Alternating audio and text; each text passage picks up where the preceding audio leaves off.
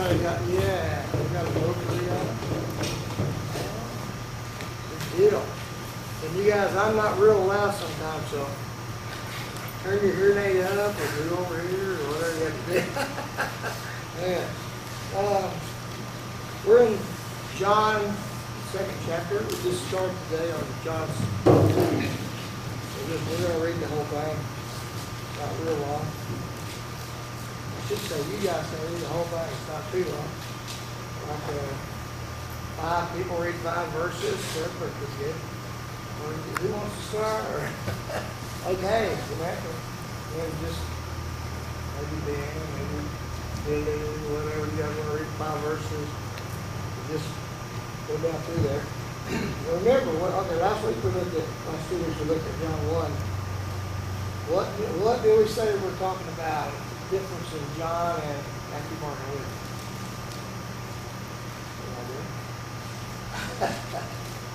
Brilliant. John wrote this. Yeah. He wrote it, but he wasn't one of them. And then, and This is the spiritual. John was baptized. We read about him. John chapter 2. Yeah, very good. I'm trying to talk it out of that. And This is the spiritual part. in the spiritual, so, and that's good. And that's the main thing I want you to get out of chapter 1. There's a lot of stuff in these chapters, but we're just kind of going over them and let God bring out something to you that would be good for you. And you'd be surprised how all of you could get something different out of the same thing, if that's what you need. So,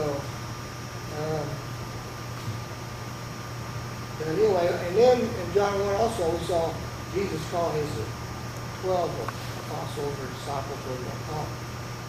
And so they were all called in there. And so John shows a little bit more of the spiritual beginning, who Jesus is, the spiritual side of Jesus. Not the physical, we read about in Matthew especially. And we get the lineage, all the way back to David. In the spiritual side, John writes the verse 1 through 5, and he tells you who Jesus is. He's the Word of God. He's always been with God. Everything was created in the whole world by him. Without him, nothing was created that was created. That's the spiritual genealogy of Jesus. Okay? You'll put it that way. That's who he really is. The Word of God was born in the flesh and became a man. That's what it says. Okay? So it's pretty well simple, but it's a big picture to comprehend, because it's hard to fully take that, but you get what you can out of it and let God use that into you. And so that truth is important. So before this book was written, which wasn't until after Jesus died on the cross and went to heaven, there wasn't a New Testament. Okay? It was just the Old Testament, centuries of time.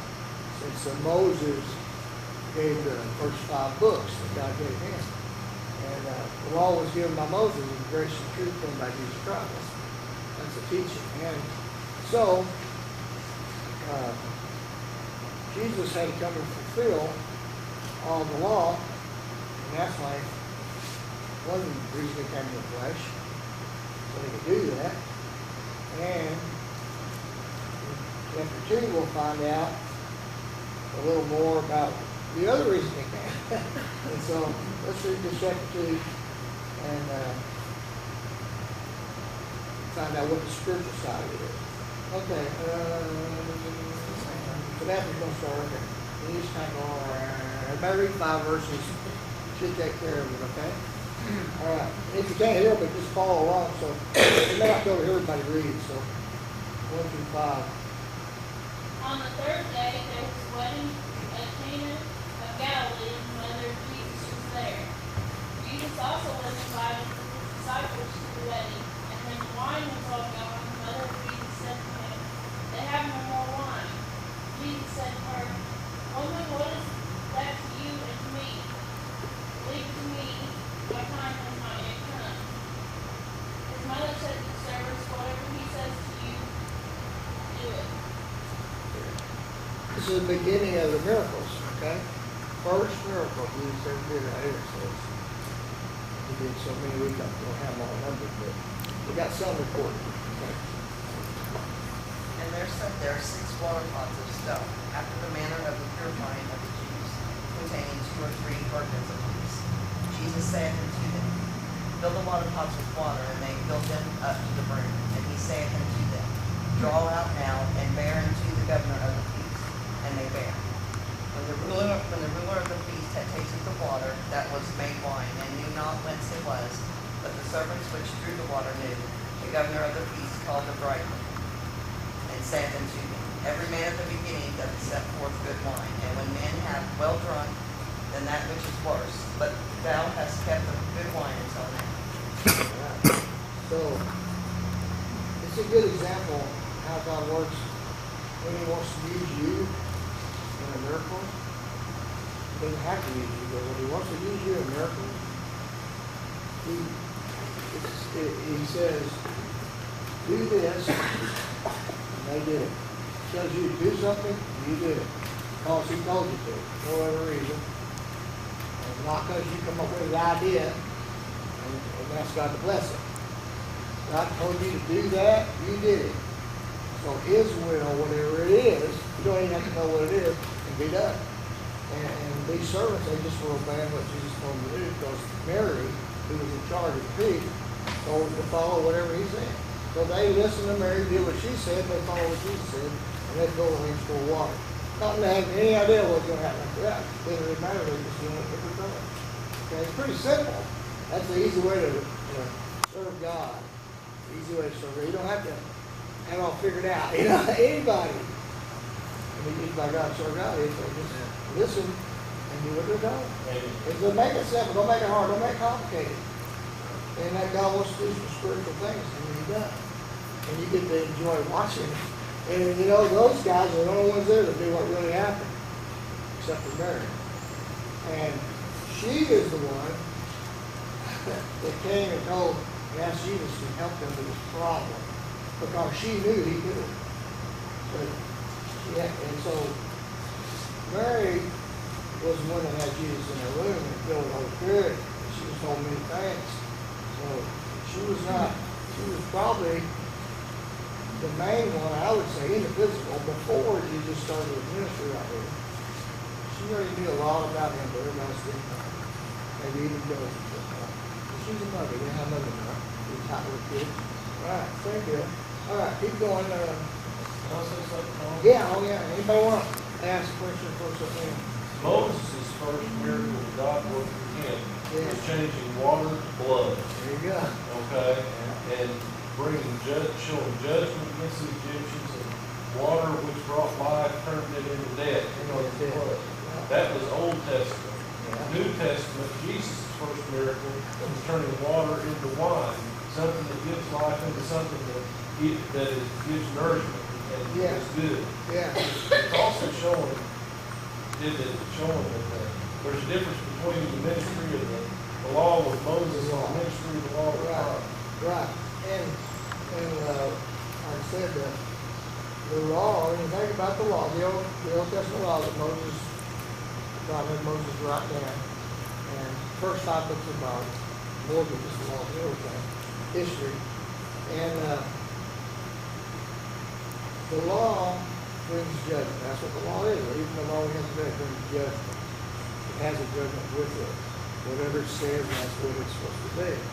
And the judge can take the law and do according to what it says, and that's kind of where his limit is.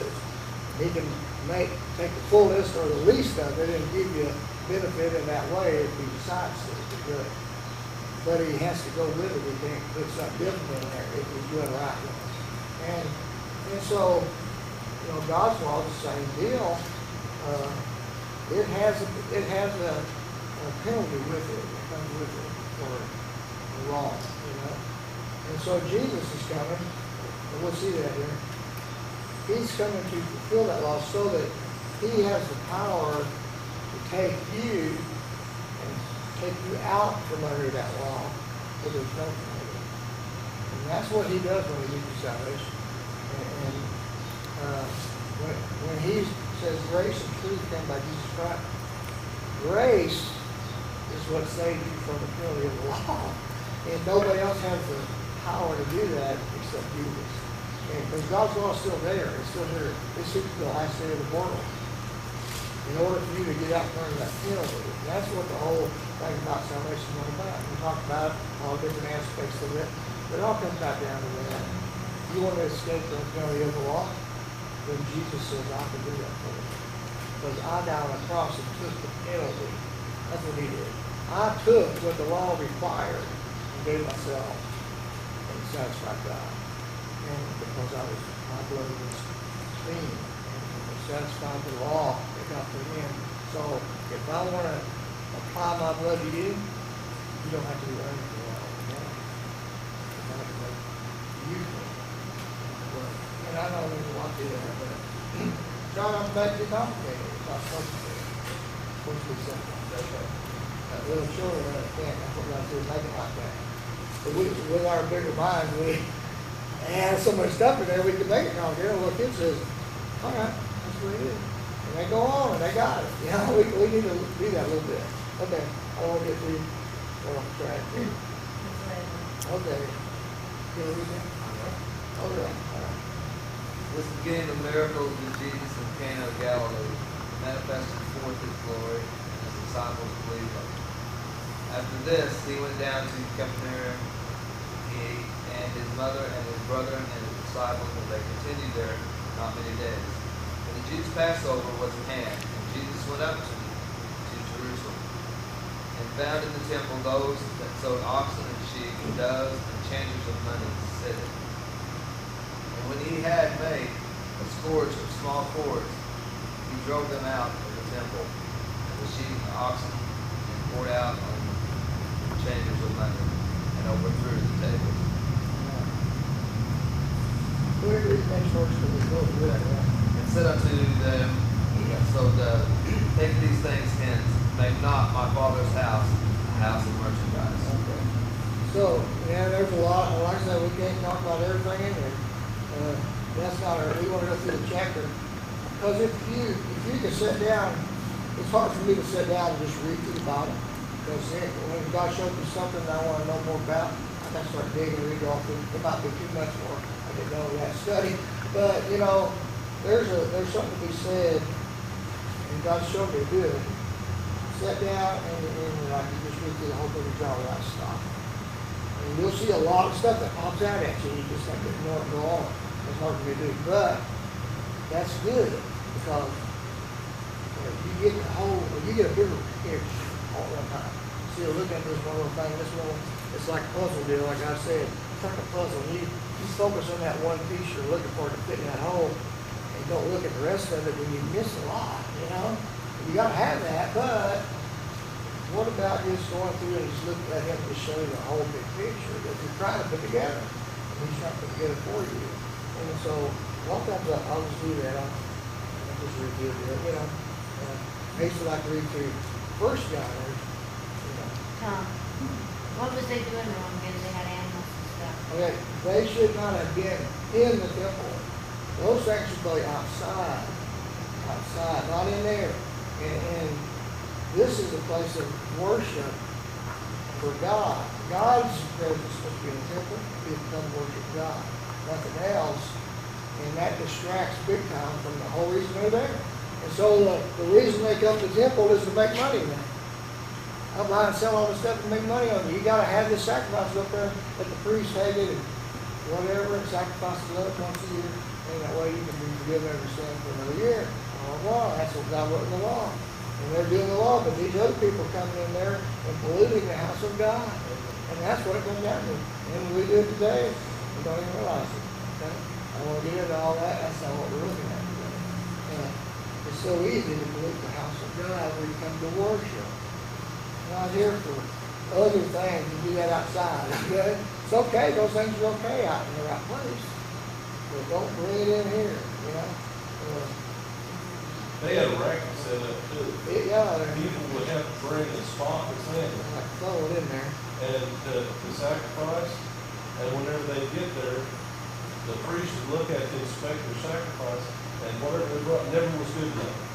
But there was a guy over here that had the land for sale, that you could take and go over and trade him your land and give him a little boot, and get one. Well, then what they would do is they turn around the land that you brought, he'd stick it right in there in the pen with his, and they turn and sell it to somebody else.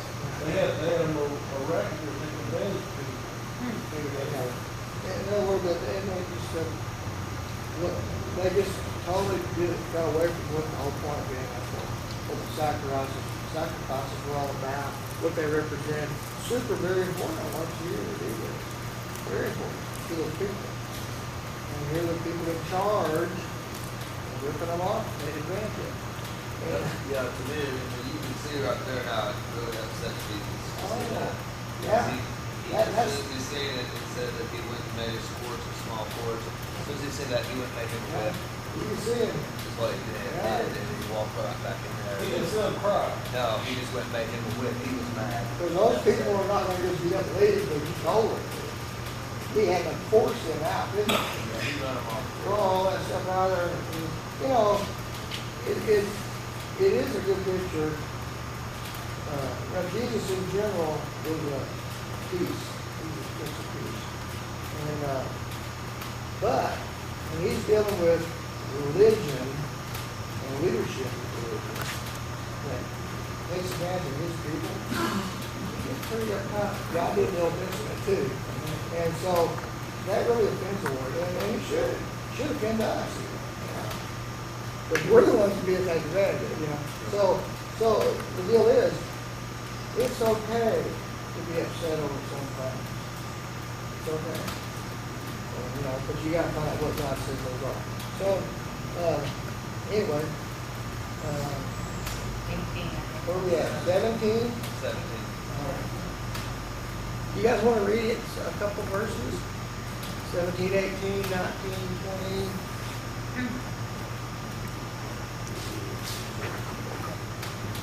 His disciples remembered that it is written, "Zeal for your house will consume me." Then the Jews demanded of him, "What miraculous sign can you show us to prove your authority to do all this?" Jesus answered, "Destroy this temple and I will raise it again in 3 days." The Jews replied, "It has taken 46 years to build this temple, and you're going to raise it in 3 days."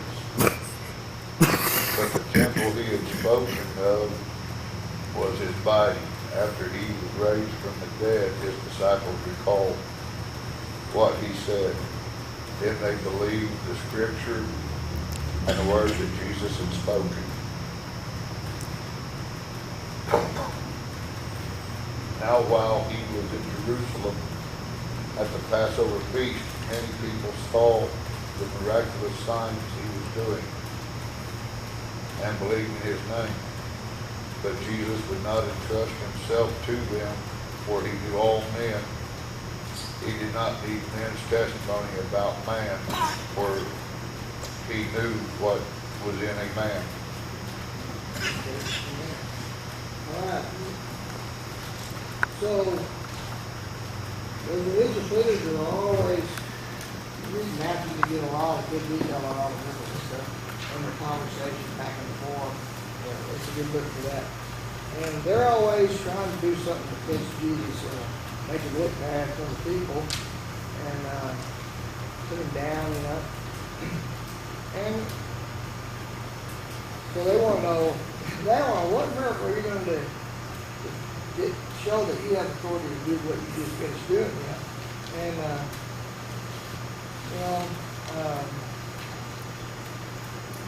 Jesus doesn't even deal with them hardly at all. Most of the time when they ask him a question, he doesn't even answer straight out. He goes and tells them what they need to hear. He does that over and over and over. He doesn't argue with them because they're not worth wasting time on. And all they want to do is put him down, get rid of the belief in him. It's the devil working against Jesus and God. And God sent him a ministry of salvation. And so he just gives them the words that they need to hear, that they should be searching their heart over. And already know this stuff's not going to change for them. And you know, I like that because when you come to God and ask Him stuff, seeking the Lord, He'll give you what you need to hear in your heart so you can check it out. So you can get the right response from you. He'll give you what you need. It may not be what you're thinking or anything, and God knows what's there. He knows what's in our heart. He knows what's going on. Just like I said in the last verse. So He knows what's in us and every man. Good or bad, you know, they had evil in their heart, and they were trying to do things. So He tells them, he didn't do a miracle for them. He didn't do that for them. He didn't answer their question. He didn't do what they wanted. You know, because that wouldn't change them. And He told them the truth, and they couldn't understand it. Destroy this temple. He went like that. 3 days I'll raise it up. He knew what was going to happen, what they were going to do to him when the time came, 3 years later. And when it was the right day, it was going to happen. In 3 days, He's going to be right back alive and well, more so than ever. You know, And they think that He's meaning to yeah. And so they automatically respond with what's in their mind and their heart. There's nothing to do with He's talking about. Okay? So it's a good example if you read other scriptures like in Matthew. Apply that the same way we see it a little better. And we got to be careful that we don't get in that place where they are, not purposely, you know, without knowing.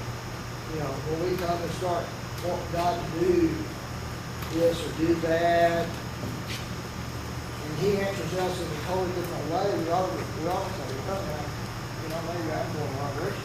Maybe I'm asking God something I don't need. I need something more than that. You know, I need more.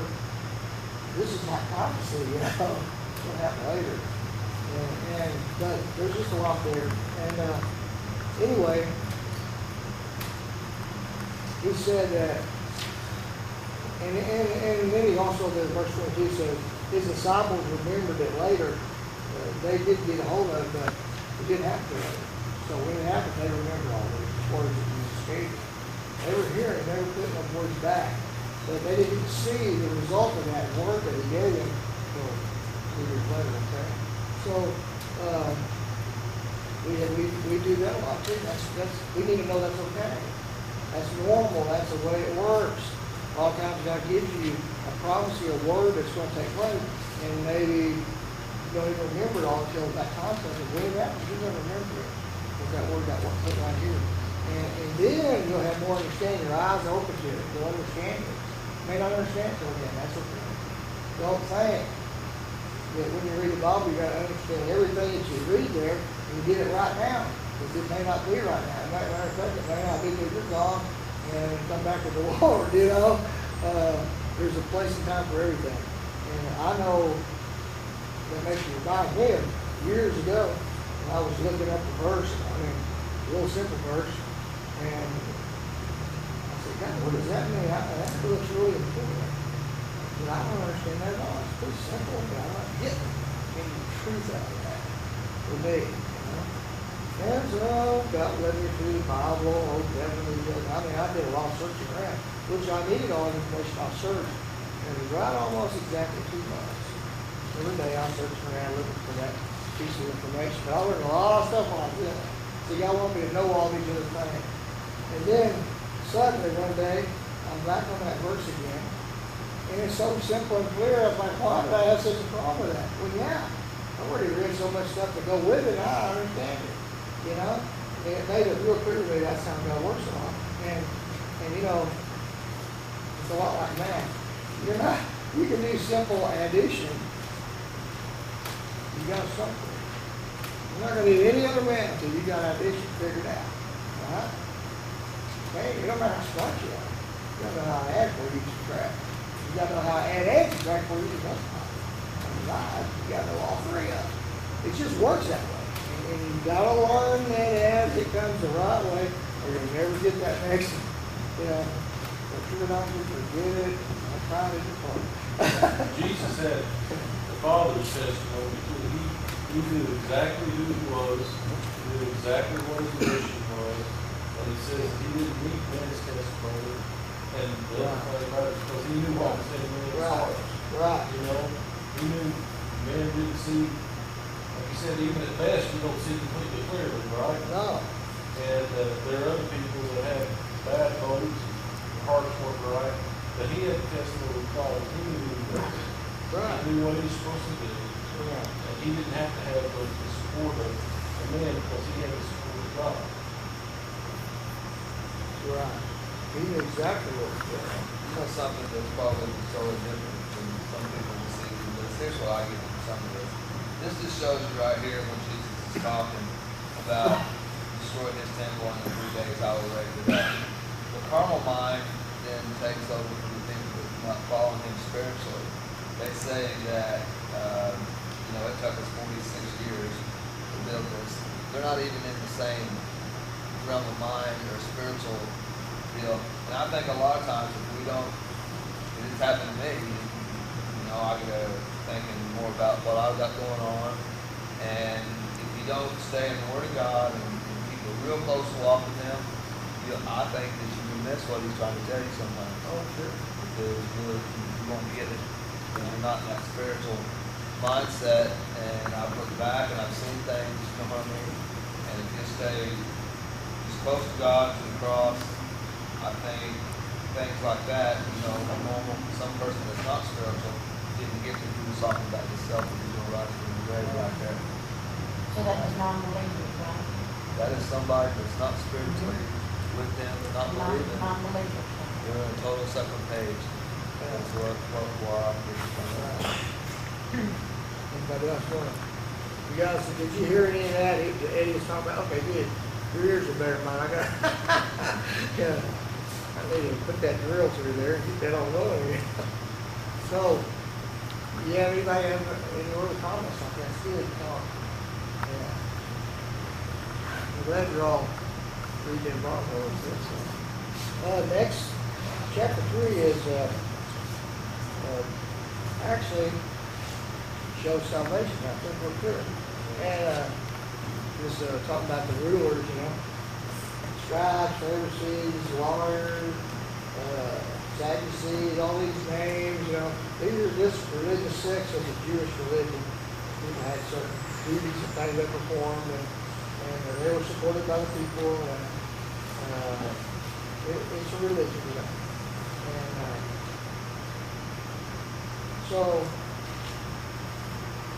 everyone had need for Jesus and salvation, including them. Okay? Just because they work for God in the temple didn't change that truth. Everyone. And so when we talk about Nicodemus, he was a teacher of one of the big high-ranking rulers in the church, or synagogue, that's a church. It's a name for the meeting place. And so he was one of the big rulers, an older man, been there, in the Old Testament scriptures, taught real well and all that. He knew everything he could know about God. And when Jesus started, there's a whole big old world full of information now that's available to him and everybody else that people didn't know about God. And so, he's seen Jesus do miracles, and he wants to understand it. So, somebody read the last verse in John, the last verse in the whole book. Flip over there, I think it's 1 chapter 1. The last verse. To me, that verse is so phenomenal. It's just as big as God saying last week that John the Baptist was the greatest man who was one of them. It's just amazing. And there are also many other things which Jesus did, the which, if they should be written, everyone, I suppose that even the world itself cannot contain the books that should be written. Did you hear that? Did you hear that, what she said? How many millions, hundreds of millions of miracles did Jesus do? They would take the whole world, stack of books up there and throw them all back. There will be a verse in the Gospels that will talk about him going into an area, and it will say, and they brought all their sick and all that were vexed with demons to him, and he healed them. It doesn't give every single one healed. It says they brought them all, and he healed all of them. think about that? I mean, there may have been thousands that came, and it just in one verse that talks Yeah. about that. And that's 3 years worth of days, he's busy all the time. And how many times was so run over by the people, he had to get out of it, he couldn't even, stop, stand still for long. I mean, it's hard for us to fathom, and if you don't get that a little bit in your head, so God put that in there for a reason, because we need to understand how big this mystery was to you. The whole world in existence time, they had to hear about it, And those things don't happen for 3 years, and nobody don't know about it around outside of that area where it's at. I mean, that means travel, and it was a day, same deal. And so, but still most people didn't believe it. And that's another reason that picture's so big. How can most people not believe it when there's that much volume going on? It's hard to fathom.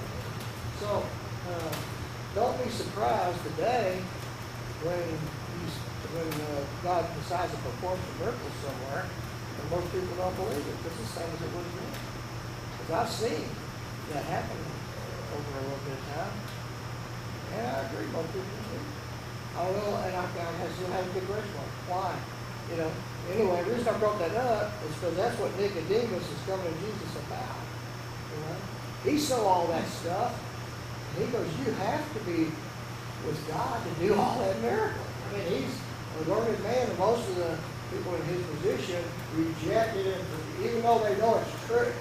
They reject it to the max. It completely will destroy their religious standard.